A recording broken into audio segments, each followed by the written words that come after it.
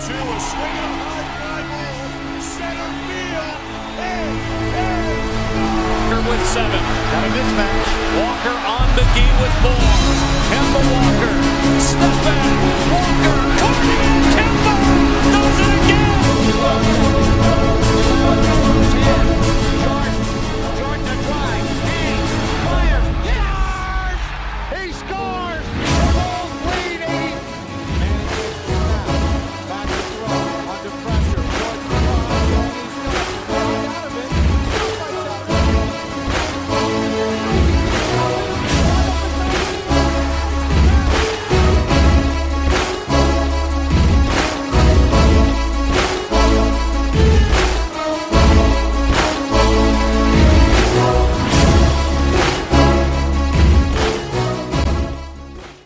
Hello, and welcome to the PHS Sports Studio Room at Plainville High School. On today's show, we will have junior Shane Pugliese on set to recap the 2013 NFL Draft. Also, there will be highlights of Monday's baseball game versus Bristol Central. Here is Shane Pugliese. He's a junior here at Plainville High School, and he is on set today to recap the 2013 NFL Draft. Thanks for coming on the show today. Thanks for having me. Well, first off, how'd you like the draft? How'd you think about it? I thought it was not one of the best drafts in a while. You know, there was a lot of offensive linemen that were boring, drafted, yeah. So in that sense it was kind of boring. Not a lot of big-time quarterbacks, so certainly like Not last at year there's all. no Andrew Lucks or RG3s. But I mean, I think a lot of teams, a lot of good teams, went and did what they needed to do to make their teams better for the next season. Saying, like, you know, offensive lineman's not a sexy position to pick, but a lot of teams did a good job at getting that job done and getting those players. First off, I mean, the first two picks, Luke Jokel and Eric Fisher going first. The Chiefs are a team with new quarterback coming in with Alex Smith. They got a foundation with a new coach, and I think that's the kind of pick you need to make so your offensive line's set for a couple years or more than a couple years in the future. Also, Jaguars doing the same thing, getting Luke Jokel, who is supposedly going to be the first pick, dropped to number 2, but he's also a great pick, and I think those are two very smart picks in the first round. I mean, obviously, the first 2 picks. My biggest winner this year's draft was the Minnesota Vikings. The Minnesota Vikings traded up to get 3 first-round picks and all used them very wisely, attacking all the positions they needed help at. First off, they went and got Sharif Floyd, 23 pick. He was a top 10, top 5 pick earlier in the draft. He ended up dropping all the way down to 23rd. And he's a big defensive tackle, athletic, out of Florida, who I think will make their defensive line even better than it has been over the last couple of years with the Williams brothers and Jared Allen. That he'll complement the inside defensive line very well. They also went and got a cornerback, which is a big need with Xavier Rhodes. Xavier Rhodes, Florida State. A lot of Florida State players came off the board in the first round and rounds later. He's a good cornerback. He's a shutdown corner. It's what they needed. They're going to play a lot of good receivers in the NFC North. You know, the NFC North is always one of the best divisions in the league. And he's a good player. Lastly, the best pick of the draft, I think, was Patterson in the first round out of Tennessee. With a 29 pick, he's a freak athlete. He was supposed to go early in the draft, and he dropped all the way down to 29 spot, and they picked him up, and I thought that was a good pick. What do you think? I agree. I think that Patterson was a steal. I think he yeah. certainly could be the steal of the draft coming out of Tennessee. He certainly has a lot of potential in the NFL, I believe. All right. Next, I think the Dolphins made moves that were smart for their team. The Dolphins didn't go out and get a bunch of big-name players, but they didn't do everything, but they filled the spots that they needed, and they made competition at positions they didn't have competition at before. First off, their first pick was genius. They went up and traded with Oakland to get the 3 pick. They got Deion Jordan out of Oregon, outside linebacker. He's going to be a great NFL player. He, like Alec Ogletree and Jarvis Jones, both out of Georgia, was in that mix for the best linebackers in the draft, along with Manti Te'o, who is another story we'll talk about. I think that pick with Deion Jordan was smart in the sense that they need a defensive weapon, not weapon, but a run stopper who could also make the open field tackles they needed, and he can also penetrate the quarterback on any play.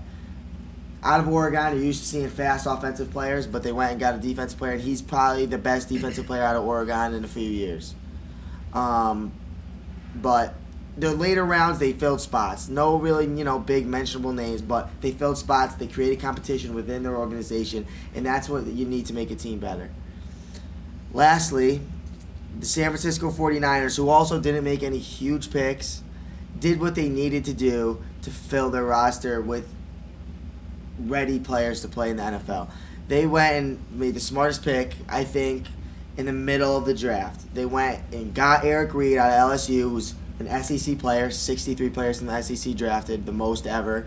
Yep. Eric Reed is NFL ready, I think, right now to start. They lost Deshaun Goldson. They lost Dante Whitner. So they replaced him. Yeah, so that's what they did. They went and got him, and now they have a safety that's ready to fill in the spot as soon as training camp opens. So those are the guys I really liked in the draft that made a good, solid picks for the organization. It's all about competition, and they created a lot in there. Now, who are your 3 impact players that you think can come up big for their teams this season? Well, first off, a guy I already mentioned, Cordarrelle Patterson out of Tennessee. He's a great player, in and out. He works hard. He's had some off-the-field problems. But, at the receiver position, you got divas. You know what I mean? The wide receiver position has a bunch of, not divas, but, guys that will get in the news, get some publicity. And I think that he's a guy where he can outweigh those things with his skill set. He has great hands. He's a big guy, real big guy. He's got a fast 40 time. He gets down the field quick on fly routes. He gets nice slant routes. He has pretty much all his routes are very crispy. And I think that he can make a big impact with the Vikings year one because they're throwing him in to start. That's what I believe. They don't have many receivers. They have either traded, dropped, or true. Very true. So he's gonna be in a start now situation so he can develop. He might not be great the first year, but I think he'll make an impact first year. The second guy I want to talk about is D. Milner. The Jets made a great pick here getting D. Milner. They needed a cornerback after Revis left, and everyone knew that. Whether they were going to get it in the first round or even in the draft, no one was really sure of. No one was really sure where they were going to go with their picks this year. They ended up getting D. Milner with the 9 pick out of Alabama. And that was 3 in a row from Alabama. D. Milner, Chance Warmack, DJ Fluker all went 3 in a row, showing the superiority in the SEC. But he is an example of a good player playing in the best conference and being the best cornerback in the conference. And when you see that coming out of the SEC, it's positive. It's a very important thing to see coming out into the draft because cornerbacks are important, obviously, in the league these years. There's a lot of athletic wide receivers. Tight ends even now is the big thing. So you got to be able to cover almost anyone. And D. Milner, I think, has that. He's a great athlete. Seems like he's a good kid, and I think he's going to have a big impact for the Jets. Lastly, Manti Te'o. Manti Te'o taken in the second round by San Diego Chargers. Not expected to be taken in the second round at all. It was a first-round pick. Trade up for him. Yeah, they traded it. That's another thing. And R.I.P. to Junior Seau, by the way. He reminds me of Junior Seau. He's that type of player, that type of man that you'd want on the Chargers organization. I think they made a great pick moving up to get him. He had trouble with off-field stuff after the national championship game, even during the national championship game because of his performance. He played not as well as he did the whole season. But if you watch his film throughout the season, that's a great football player who has a lot of passion and a lot of heart, and the work ethic shows you what he's willing to do to get better. And that's one thing you always got to look at when you're looking at a draft pick. So I think that was the biggest thing that the Chargers were looking at, and I think that was a great pick, and I think he'll make a big impact starting next year. And now we look at the other side, Shane. Who do you think are the 3 busts from the first rounds in this year's draft? Well, I'm going to start with the number 12 pick by the Raiders, who got it from Miami with 3 pick to the 12 pick trade. They picked DJ Hayden out of Houston, who is a good player. Don't get me wrong. He's got intangibles where he could be a great player. But I think it was a stretch for him at the 12 spot. They could have went and got a D tackle, which they need. There's 2, 3, 4 great D tackles still on the board they didn't go after. They could have went after E.J. Manuel, Geno Smith at that spot. I don't think they have really a good quarterback at this point, Carson Palmer. Even if he is there, he's not permanent. They don't have really anyone permanent at this point. So I didn't like that pick because of the spot. I don't think he's a bad player.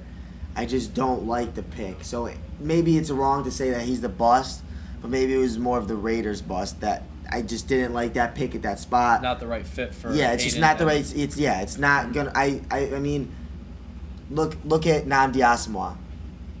He was the Raiders cornerback. Did a great job. People loved him, but if you really look at his stats while he was at Oakland, he missed some games, got torn up a couple games by some good receivers. And it's just the way they run their defense and how they run their defense and how teams run against them and the way their offense has been running, where the defense is on the field a lot. I think you should be getting D tackles to fill up the holes where the running backs are killing them. Or they should be getting a quarterback so they're staying on the field longer. I just didn't like the pick and the spot that they picked him. With my second bust in this year's draft, I'm going to have to go to the 27th pick with Houston. Houston had a great year last year. They have a great wide receiver in Andre Johnson and other good ones. Kevin Walter is a good receiver. But DeAndre Hopkins was always in the shadow of Sammy Watkins at Clemson. And he was good as a 2 receiver in college. But when a 2 receiver in college going in the first round never makes sense to me. He was a 2 receiver when Sammy Watkins was a freshman, like he's a young kid and he was still the 2 receiver. Yeah, he had good stats because it's college. All the receivers have pretty good stats. You get touchdowns. They score a lot of points in college. ACC football, you're putting up points. I didn't like where they took DeAndre Hopkins in this draft. Anyone taking him at the 27th spot. I think he could have some off-field issues. He's had some in the past. And I just think that he won't be what the Houston Texans hope for him to be. Maybe eventually taking over for Andre Johnson or just being a second receiver. But any second receiver in college is not going to come in and be a second receiver in the NFL. You're going to be a 4th stringer, a 5 stringer even. It's a big difference. So that was my second one. My third bust is not exactly what most people want to hear, but the Buffalo Bills 16 pick with E.J. Manuel. E.J. Manuel, don't get me wrong, is a great, intelligent, I think, one of the most mature quarterbacks in the class, along with Matt Barkley. I like those 2 very well, maturity-wise, Nassib. All of them are good kids, but E.J. Manuel, I don't think he was good for this spot. The 16 spot was a good spot to take something that they needed other than a quarterback. This is not the year of the quarterback. If there was a good quarterback there where it was like, okay, let's go out and take, Andrew Luck. He's there. Yep. Russell Wilson, which they didn't know. The Seahawks didn't know earlier this season, but now we know. RG3. That's when there's a lot of great quarterbacks. There's none in this draft. I think they stretched in getting E.J. Manuel in the first down. I think that Geno Smith would have been a better pick. I think Nassib would have been a better pick. I think E.J. Manuel's a good athlete, a good player, but I don't think he's going to make the immediate switch to the NFL like they might hope. He's a big guy. He's got all the physical assets he needs to be a good quarterback in the NFL, but I just don't think he quite has it yet, and I think he's going to be probably the biggest bust of the first round in this year's draft. All right. And that leads to my next question. What do you think of this year's quarterbacks class? Certainly isn't as good on paper as right now as last year with Andrew Luck, RG3, and Russell Wilson. Mm-hmm. How does this set of quarterbacks line up? I mean, it's a talented class. The classes tend to change with the league. The league changes, the class changes. We're starting to come into a more of a, not option, but quarterbacks that can run, athletic quarterbacks, stuff like that. So, this year there was more quarterbacks where you see that have, they're durable, they can run, they have all the intangibles to play the position. So I think it was a good class, smarts-wise and physically, but for quarterbacks, it wasn't. There's no comparing the two classes, Mm-hmm. You had Russell Wilson, Andrew Luck, and RG3 in the first round right there. I think that beats the class this year altogether. So, one taken in the first round, E.J. Manuel, and I say that's the biggest bust. So you can see how I feel about the class. It's when that was a stretch in the first place, and I think any quarterback in this first round would have been a stretch. Besides, maybe I would have liked the Jets getting Geno Smith at 9, but they still got him later. So that worked out for them, and that's the better for them.